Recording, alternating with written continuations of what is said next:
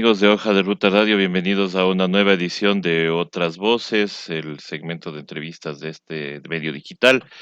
Hoy, lunes 29 de junio del 2020, damos la bienvenida a todas las personas que se están uniendo a esta transmisión y también damos la bienvenida al doctor Jorge Sosa, con quien vamos a conversar sobre un tema en específico. Ante el anuncio del expresidente Rafael Correa, de que en un caso de que le dejen participar, él podría ser candidato a la vicepresidencia de la República. Tuvimos algunas análisis de algunos constitucionalistas que nos decían que no va a poder participar porque el artículo 149, si no estoy mal, le impedía cualquier tipo de candidatura, lo cual analizamos desde nuestra visión periodística y vimos que habla ahí de las funciones que tendría el vicepresidente al ser elegido, pero no para ser candidato. Entonces, esta es la pregunta. ¿Realmente puede o no puede ser candidato el expresidente Rafael Correa de acuerdo a la Constitución o esta lo prohíbe? Muy buenas tardes, doctor. Gracias por la entrevista. Mire, para empezar, leo yo el texto de lo que aprobamos en el 2018, que es la pregunta número 2. Decía, para garantizar el principio de alternabilidad, de aquí una palabra clave importante, ¿está usted de acuerdo con enmendar la Constitución de la República del Ecuador para que todas las autoridades de elección popular puedan ser electas por una sola vez para el mismo cargo, recuperando el mandato de la Constitución de Montecristi y dejando sin efecto la reelección indefinida aprobada mediante enmienda por la Asamblea Nacional el 3 de diciembre del 2015, según lo establecido en el anexo 2? Entonces, dos palabras importantísimas ahí en la pregunta que se nos hizo y que votamos como ecuatorianos. Principio de alternabilidad y reelección, ¿ok? Y la alternabilidad tiene que ver con el ejercicio de la función y la reelección tiene que ver con no duplicar las mismas funciones nuevamente, excepto por una sola vez.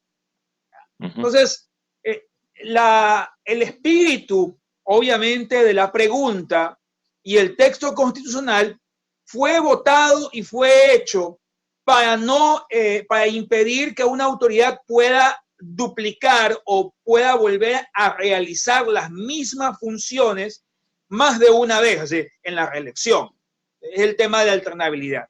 Obviamente, pues, si el expresidente de la República, Rafael Correa, se va a presentar como vicepresidente, no cabe dentro de la prohibición, ni cabe dentro del espíritu de la norma de la consulta popular de la pregunta 2 aprobada en el 2018. Por dos sencillas razones. Una, porque no se está eligiendo.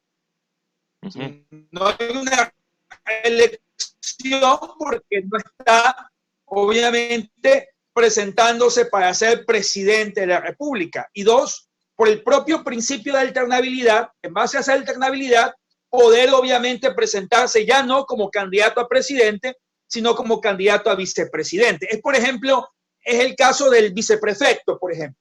Le hacía a un par de colegas, le hacía estos análisis. Decía, bueno, un viceprefecto que ya fue electo viceprefecto no puede presentarse para prefecto en las próximas seccionales. Obviamente que sí, porque nunca ejerció la prefectura de manera titular. Un vicealcalde, por ejemplo, un asambleísta alterno. ¿Puede presentarse un asambleísta alterno? ¿Puede presentarse para la siguiente elección como asambleísta principal? Es indudablemente que sí. ¿Sí? O sea, porque si no quedaríamos en un absurdo, ¿verdad? Difícil de llenar. Este justificativo que hace algunos constitucionalistas de la famosa expectativa de qué pasaría si el presidente electo es destituido.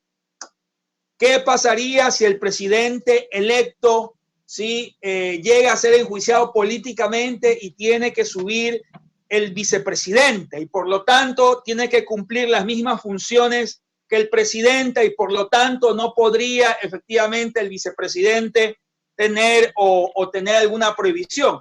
Es entrar a una lógica, ¿sí? Sobre una mera expectativa, porque es una mera expectativa, una mera hipótesis, que no se adecua necesariamente, obviamente, a el espíritu de la pregunta 2. Una cosa es el impedimento para poder elegirse y otra cosa es la prohibición que podría haber en el momento en que el vicepresidente asuma la presidencia, pero eso no le impide, ¿sí? No le impide, que es otra cosa, pues una cosa es impedimento, otra cosa es prohibición, ¿sí? Y impedimento no tiene, bajo el texto de la pregunta 2 del referéndum, no hay ningún impedimento para que pueda presentarse Rafael Correa como vicepresidente. Si pudiera haber alguna prohibición de él de ejercer el cargo de presidente en caso de que fuera destituido el presidente, eso constituye una expectativa, una mera expectativa,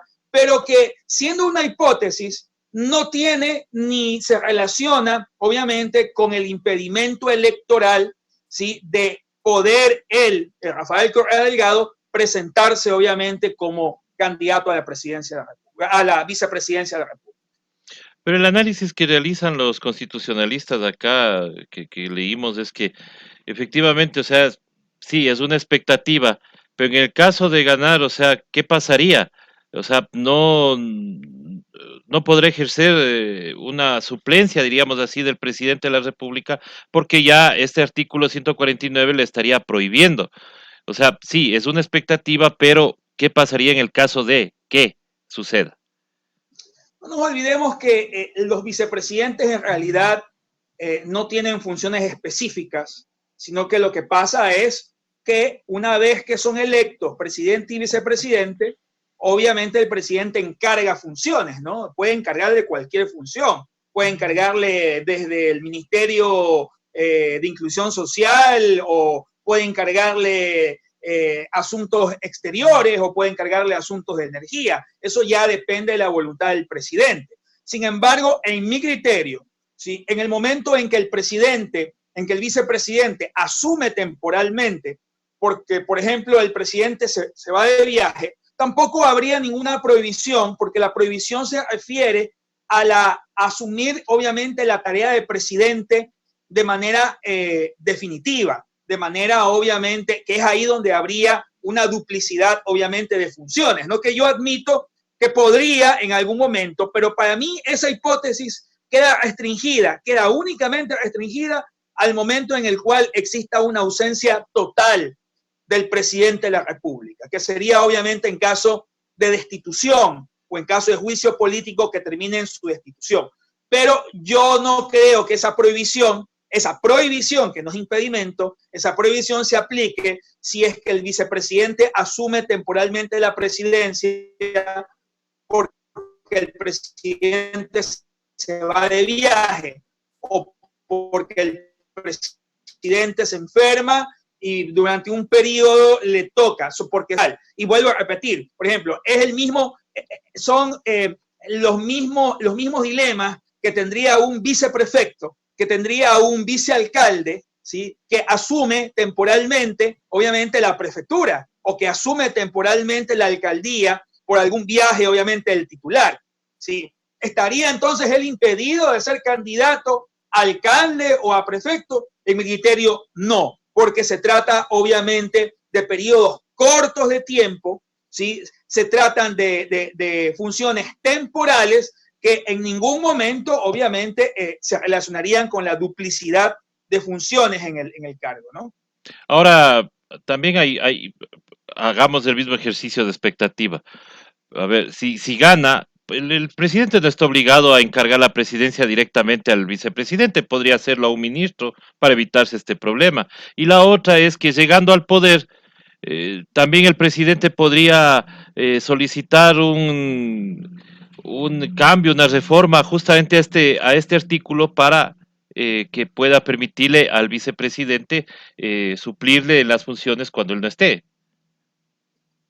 Sí, por eso es que yo digo que son expectativas.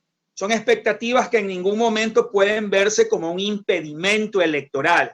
Son hipótesis muy concretas que podrían llegar a suceder, pero que para mí, sí, el único problema legal podría ser si es que el vicepresidente, digamos, electo, Rafael Correa, tuviese que asumir la presidencia definitiva, que sería únicamente en el caso de que el presidente renuncie o que el presidente obviamente fuese destituido.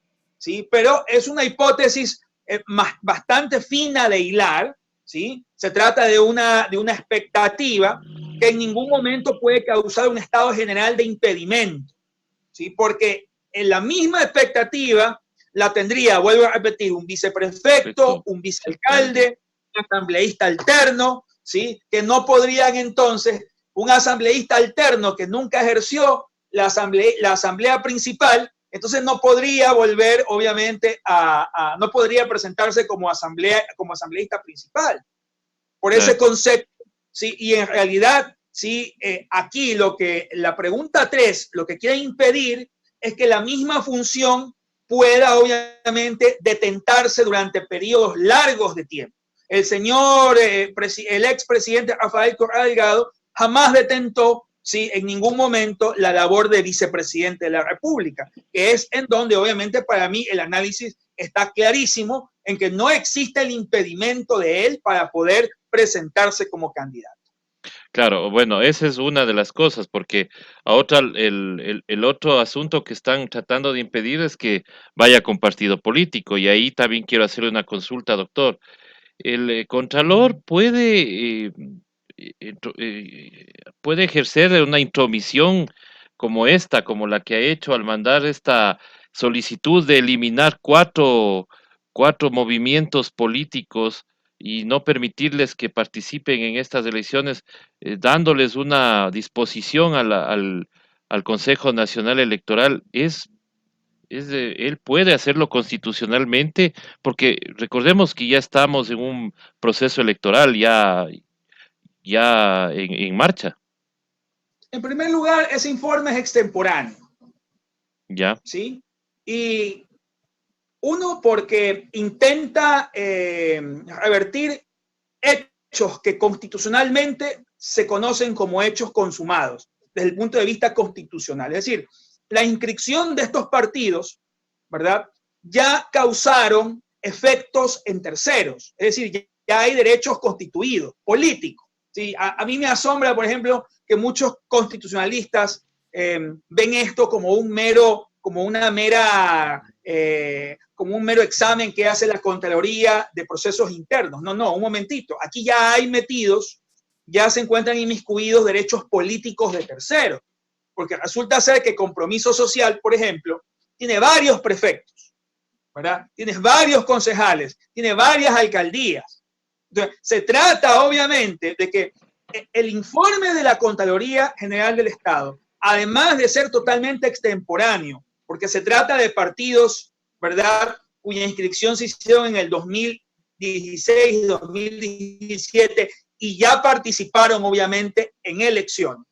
Además, ese informe restringe ya derechos políticos constituidos de terceros, ¿sí? Porque estos partidos políticos fueron votados, es decir, hubieron personas que votaron por estos partidos políticos y que sobre esa votación constituyeron efectivamente derechos políticos. Hay una sentencia de la Corte Interamericana de Derechos Humanos, el caso Goodman contra México, por ejemplo, que habla de que al interpretarse la normativa electoral no debe interpretarse restrictivamente, sino ampliamente en el sentido de permitir la mayor participación política del ciudadano.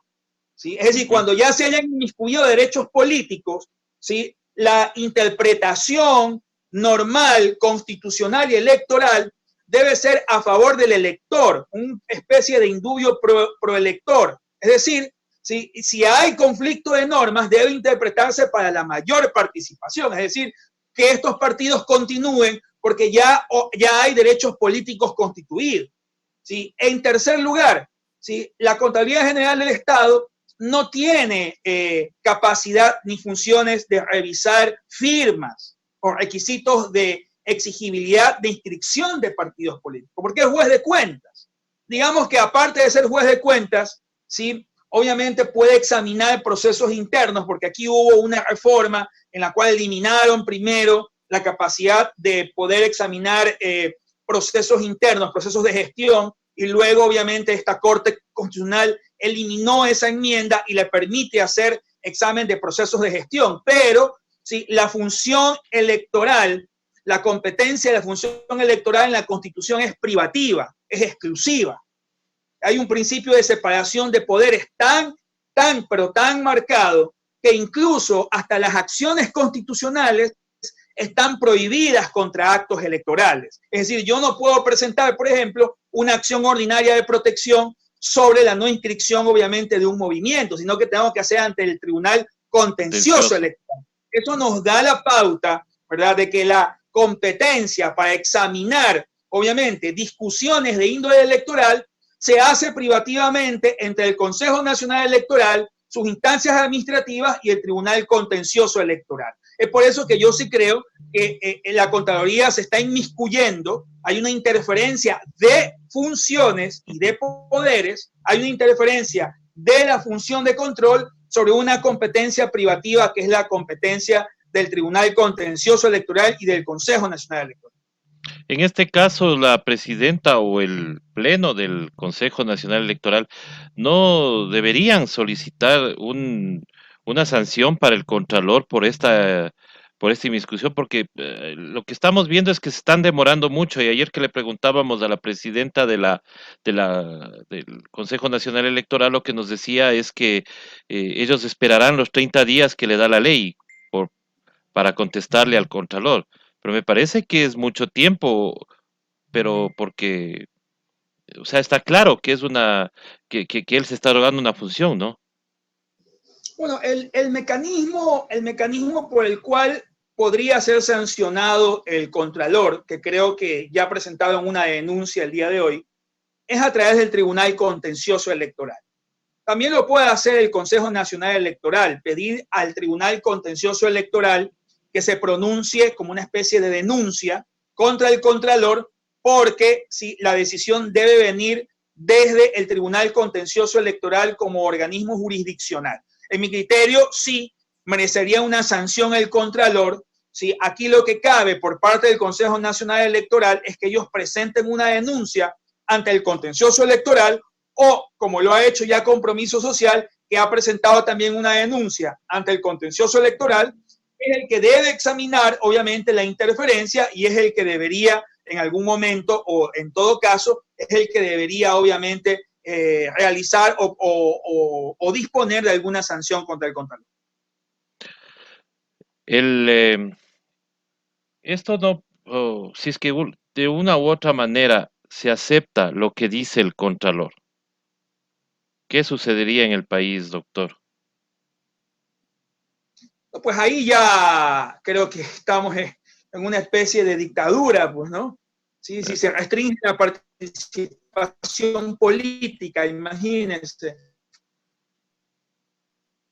La Corte Interamericana de Derechos Humanos ha dicho que la participación política es, ¿verdad? Si hay instituciones que atentan al propio principio de participación política, el derecho a elegir y ser elegido, obviamente pues nos encontramos frente a una dictadura disfrazada que quiere obviamente encaminar la elección hacia un partido único o hacia un elector, hacia un presidenciable único, ¿no? Que es lo que muchos piensan y que creo que por ahí puede venir el caso, ¿no? Es decir, dejar fuera, a verdad, a quien representa una gran posibilidad de entrar a la contienda presidencial con el fin de encaminar la voluntad política de los ecuatorianos hacia una o dos personas o hacia uno o dos partidos políticos. Eso solamente pasa en las dictaduras disfrazadas. Eso solamente pasa en aquellos estados en los cuales, obviamente, lo que el Estado busca no es la participación política amplia, sino la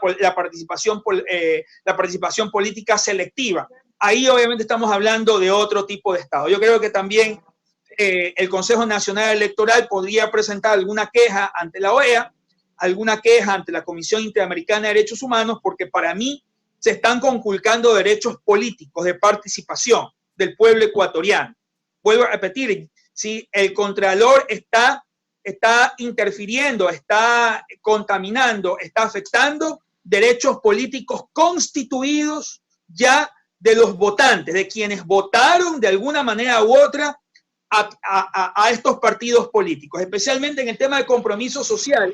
Si ellos ya tienen varios prefectos y alcaldes, por lo tanto, la decisión de Contraloría ya no puede, ya está intentando alterar un hecho consumado, ¿verdad? Dentro del esquema de la teoría constitucional, ya estamos hablando de hechos consumados, de una participación política que ya se realizó, el informe es extemporáneo y lo que cabe es una sanción obviamente al Contralor porque está, para mí, claramente intentando afectar también derechos políticos, especialmente los ciudadanos ecuatorianos. Sí, y justamente estamos también confirmando que hoy fue entregada este pedido para la destitución el trámite de petición de destitución del cuestionado Contralor Pablo Celi, y el 10 de julio será la audiencia en el Tribunal Contencioso Electoral. Para nuestros queridos amigos que estaban preguntando, justamente la señora Vanessa Freire, representante de Compromiso Social, pues ha hecho esta petición y ha sido aceptada por el Tribunal Contencioso Electoral. Terrible que estemos hablando de esto, doctor, porque, o sea, nos parece que ya es hasta un poco enfermizo el tema de no querer dejar participar a una persona y a un partido político. O sea, nos parece, yo le digo, un poco enfermizo, ¿no? Ya son esquemas que que han utilizado las dictaduras de los 70, los 80 en América Latina, Argentina, Chile, ¿verdad? Pues estamos hablando de una época que pasó en su momento y que no debería volver a pasar, ¿no? En que se intentaba obviamente el partido único, se intentaba obviamente proscribir, ¿sí? El partido, por ejemplo, en la época de Pinochet se proscribió el Partido Comunista, ¿sí? Solamente porque se temía obviamente que la participación del Partido Comunista en Chile podría obviamente traer el socialismo a ese país. ¿No? Son formatos muy usados que se usaron en América Latina con la finalidad obviamente de conducir y de manipular la voluntad popular, ¿sí? Para obviamente buscar un posicionamiento ideológico favorable. En este caso, ¿sí? Obviamente, pues yo creo, es mi opinión, que Lenín Moreno representa, ¿sí? Una facción muy extrema de la derecha, ¿sí? Tanto en sus políticas económicas como en la manera de comportarse políticamente, ¿no? Y obviamente, pues mi criterio es que la afectación que se quiere hacer de la participación de compromiso social tiende obviamente a querer aventajar o querer manipular la voluntad política para la tendencia de la derecha o de la derecha extrema, que es hacia dónde va obviamente este tema, ¿no? Es decir, buscar algún candidato único o dos candidatos de la derecha, dejando obviamente la participación de un sector de la izquierda fuerte, como es el sector obviamente del correísmo. Listo, doctor. Queda claro entonces que el ex presidente Rafael Correa podría participar como candidato a la vicepresidencia. No hay nada que lo impida, no hay nada que lo prohíba. Entonces, por el momento, él puede ser candidato. De igual manera, el trámite aceptado hoy en la mañana por el Tribunal Contencioso Electoral también da la razón de que el señor Contralor estaba una clara intromisión en una función que no es de su ámbito, en este caso la electoral. Doctor, muchísimas gracias a usted por haber estado con nosotros. Siempre recurriremos a usted para estar conversando sobre temas constitucionales, porque la verdad, con tanta interpretación, sí nos confundimos los yamingos. Muchas gracias. Muchas gracias, doctor. Entonces, clarísimo, estimados amigos, quedamos entonces para toparnos a las 8 de la noche, 8:30 de la noche, en el editorial de hoja de ruta. Muchísimas gracias nuevamente, doctor, y será hasta una próxima oportunidad.